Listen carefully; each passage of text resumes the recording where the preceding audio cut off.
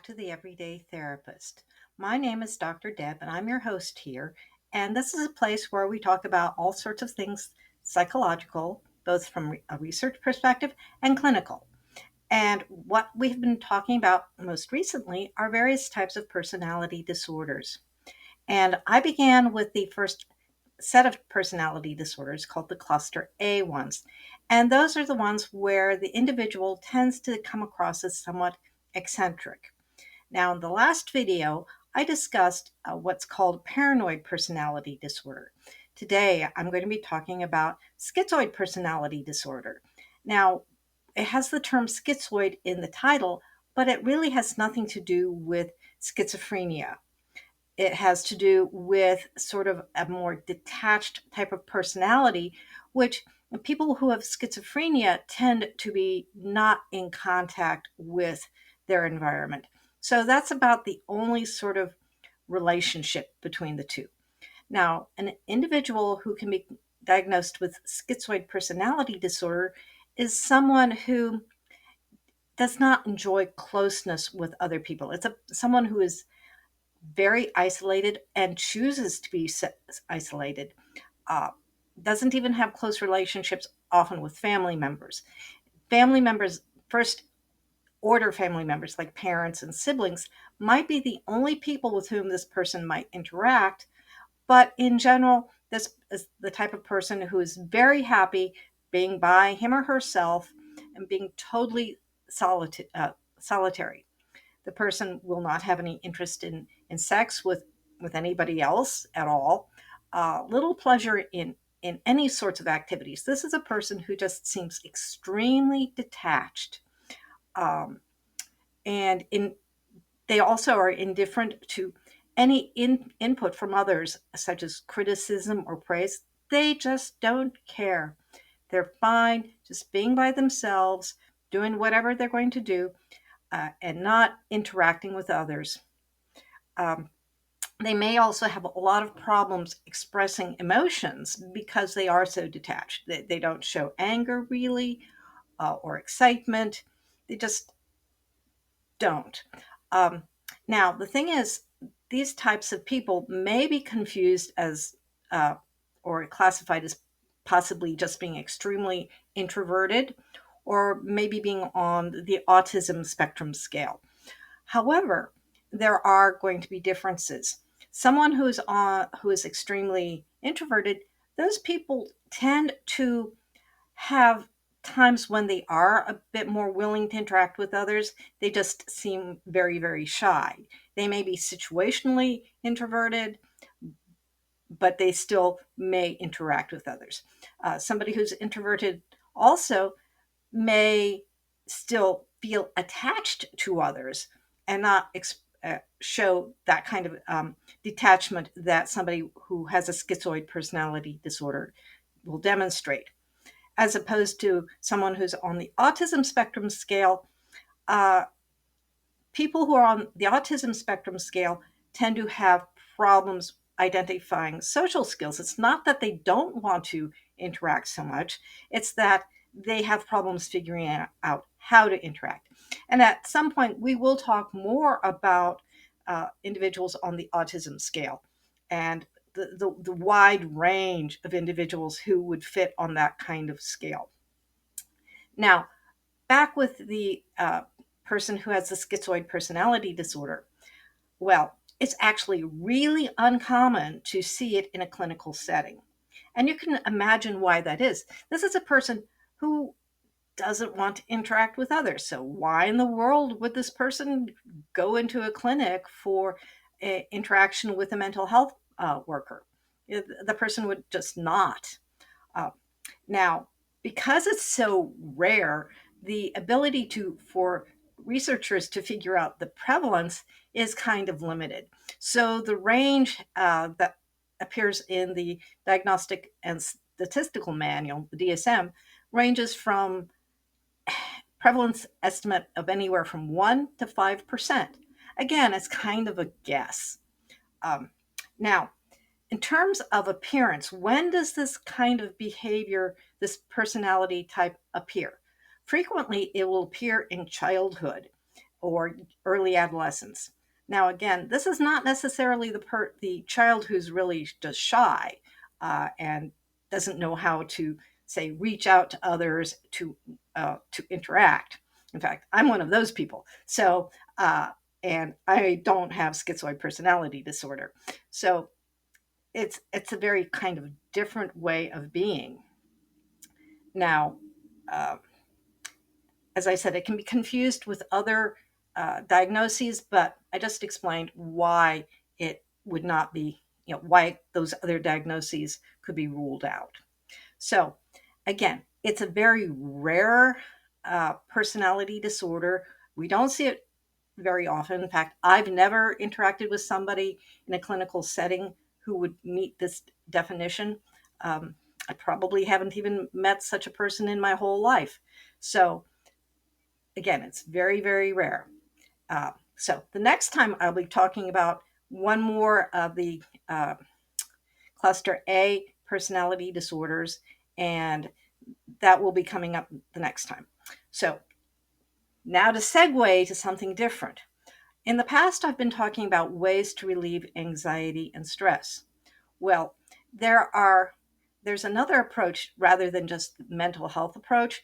There is a more holistic approach, including diet and other kinds of behavioral changes. And I've had a significant amount of training in that area as well. So we are going to start looking at more holistic ways of addressing some mental health or stressful behavioral situations. Now, I need to point out that before I gave up my license did not allow me to prescribe. So, any sort of medication or vitamins or whatever I may say, you don't take it as I'm prescribing or anything like that. Take it as something for you to do your own research as well to see if it might be something that might be useful for you. And I also recommend that you talk to your own physician about whether or not it might be useful. Okay, so the first topic, and this may take several videos. First topic we're going to talk about is ways to address sleep. Now, sleep is very, very important in terms of mental health. I don't know about you, but if I don't get enough sleep, I become very emotionally fragile. Uh, Anything might set me off. I might start crying or whatever. I never could pull an all nighter when I was in college. That just wasn't going to ever happen just because of my response to lack of sleep. Now, a lot of people don't get enough sleep, and we all know that. I mean, I could cite study after study after study of how much sleep people in the US do not get. And I don't know how it is in other parts of the world, but we do know it's a problem in the US. So, what do we do in order to obtain greater amounts of sleep? Well, there are several things we can suggest. One big suggestion is to have a specific nighttime routine. Have a time when you intend to go to sleep and have a routine to get you to the point of going to sleep. Whether it's taking a bath, having a nice warm soothing drink, reading before you go to sleep, those sorts of things will help you get to sleep if you keep doing the same sort of routine. Your body gets used to routines. Also, another thing is making sure that your environment, your sleep environment, is conducive to sleep. So, appropriate temperature, not overly heated. Some people will sleep with the windows open, even in the middle of winter with blankets on. Um, if you need some white noise to help block out sound, that can be very useful too. So, those couple of things can help with sleep. Now, some people say, okay, but what about over the counter medications? Well, let's talk about one that people seem to think about often about when they want to go to sleep: melatonin. Now, the brain produces its own melatonin, and the problem happens, though, is that we don't necessarily produce enough because of various bodily changes. The role of melatonin is to regulate sleep, waking and going to sleep. It regulates our diurnal cycle, our nighttime daytime cycle. So if you're if you're having problems falling asleep, your cycle may be off a bit. So that's why melatonin can be useful. It can help readjust your cycle. However, uh, in the training I've had, the rule of thumb is don't take too much melatonin, because if you take more than, say, 1 milligram, uh, or the smallest amount you can, then you're just wasting it. So don't be taking like 10 as opposed to 1. Anywhere from 1 to 5 milligrams should be plenty to help you get to sleep. But the thing is, don't expect taking melatonin to keep you asleep. All it does is help regulate when you go to sleep and when you wake up. So that's why, yeah, if you go to sleep fine and then you wake up in the middle of the night, that has nothing to do with melatonin. That has to do more with your cortisol cycle. And because cortisol, as it goes up, makes you wake up.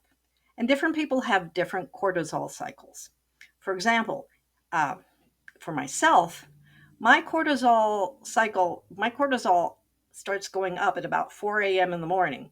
And it goes and goes and it peaks around 11 a.m. and then it starts dropping off. So by 3 or 4 o'clock in the afternoon, I'm kind of dragging.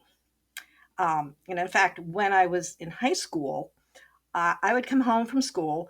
I couldn't do my homework because I was just already too pooped. So I would wake up at 5:30, you know, 5:30 in the morning, do my homework then, because that's when I was starting to really wake up and get geared up. Now, that's how I've always been. So, yeah, I'm what's called a morning person. Other people, their cortisol cycle happens differently. Now, if you want to know what your cortisol cycle is, talk to your doctor and ask for a saliva test. And um, what happens in a saliva test is at different points in time of the day, including if you wake up in the middle of the night, you uh, put a saliva sample in a little vial, and then you take it off to whatever testing lab that you go to. Mine's Quest. And what can be found out is a graphing of your cortisol level pattern.